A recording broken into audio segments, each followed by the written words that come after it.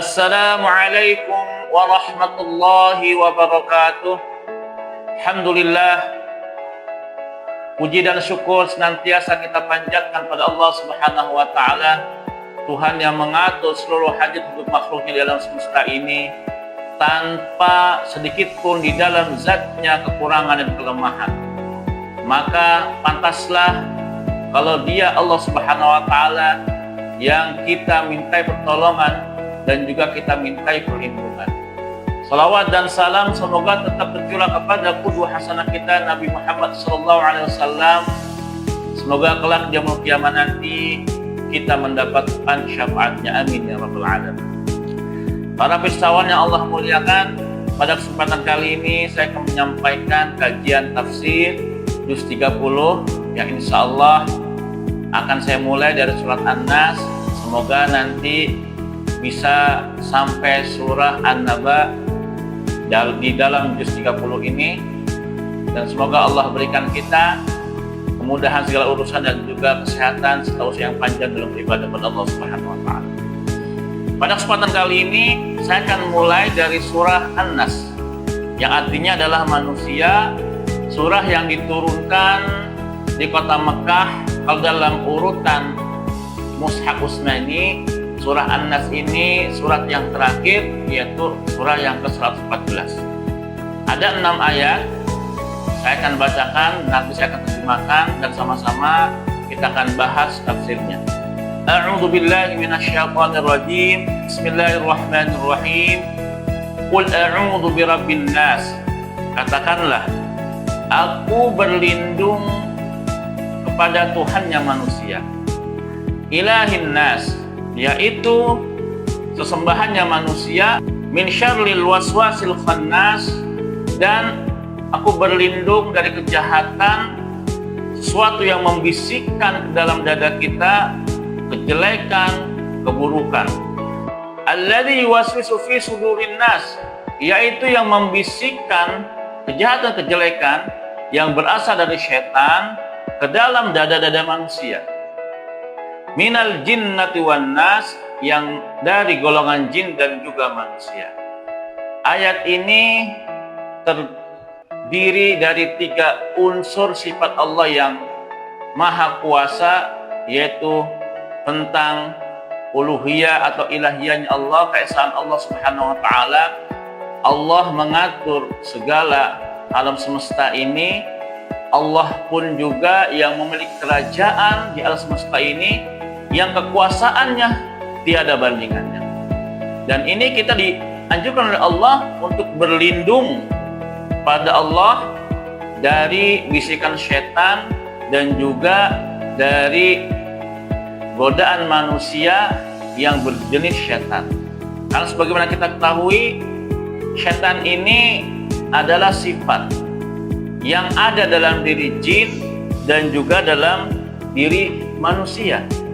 Sebagaimana Allah Subhanahu wa taala berfirman dalam surah Al-An'am ayat 112 yang berbunyi, a'udzubillahi minasyaitonir rajim, wa kadzalika ja'alna likulli nabiyyin 'aduwwan syayatinil jinni wal insi yuhi ba'dhuhum ila ba'din zukhrufal qawli ghurura. Dan begitulah kami jadikan para nabi itu sebagai musuhnya dari golongan syaitan yang terdiri dari manusia dan jin, yang membisikkan kepada kejelekan, yang membisikkan kepada penipuan terhadap kesenangan dunia. Jadi syaitan itu sifat. Jadi kalau ada jin yang memiliki sifat jelek, maka dia disebut dengan syaitan dan berbentuk jin, dan biasa jin kafir atau jin fasik. Manusia juga sama. Manusia yang punya sifat jelek disebut dengan syaitan, tapi dari bentuk manusia. Oleh karena itu, di dalam ayat ini surah An-Nas, kita mohon perlindungan pada Allah dengan zat yang maha kuasa, dengan zat yang maha agung, dari bisikan-bisikan kejelekan syaitan yang terkutuk dari golongan jin dan manusia. Sebagaimana sabda Nabi Muhammad SAW, setan itu mengalir dari tubuh anak Adam, yang berbunyi dari Anas bin Malik, riwayat Muslim, inna syaitan yajri min ibni Adam majrad dami. Sungguhnya setan itu mengalir dalam darah tubuh anak Adam, pada saluran darahnya. Jadi sangat dekat. Namun kita tidak perlu takut para hamba Allah Subhanahu wa taala.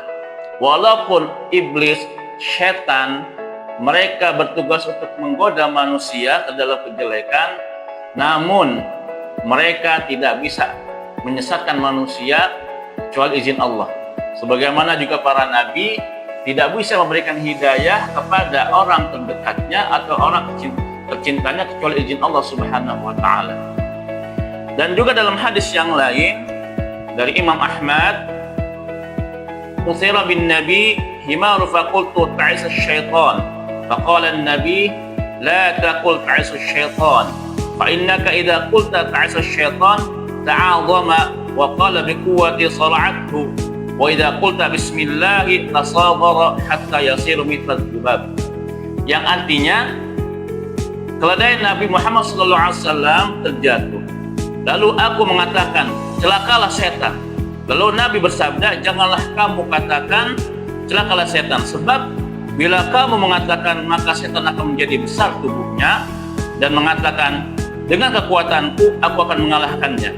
Namun apabila kamu mengatakan bismillah dengan menyebut nama Allah, maka dia akan mengecil sehingga menjadi sekecil lalat. Hadis ini diriwayatkan oleh Imam Ahmad dengan sanad yang bagus atau sanad yang baik. Artinya apa? Dalam surah An-Nisa ayat 76 Allah berfirman, "Inna kaida syaitani kana dha'ifa." Sesungguhnya tipu daya setan terlemah. Bagi siapa? Surah An-Nahl ayat 99, "Innahu laysa lahu sultan 'alal ladzina amanu 'ala rabbihim yatawakkalun." Sesungguhnya mereka tidak punya kekuasaan, tidak punya kekuatan bagi orang yang beriman dan tawakal pada Allah Subhanahu wa taala. Nah, di dalam surah An-Nas ini kita dianjurkan untuk tawakal pada Allah. Karena kenapa? Kalau kita beriman pada Allah dan takut pada Allah, tidak takut pada setan, maka setan akan mengecil. Tapi kalau mereka kita takuti, ya, dengan keimanan yang lemah dalam diri kita, maka mereka akan jadi besar. Bahkan kalau kita mengucapkan isti'adzah saja ketika masuk ke rumah kosong ataupun ke dalam lingkungan atau ke dalam tempat yang tidak ada orang, kita ucapan isti'adzah saja sebenarnya setan sudah lari. Tapi karena kita terlalu lemah iman kita dan terlalu sugesti dengan keseraman setan, dengan muka yang seram, dengan hal yang buruk pada diri setan, hingga apa? Rasa takutnya melebihi rasa berani kita pada setan. Iman kita lemah.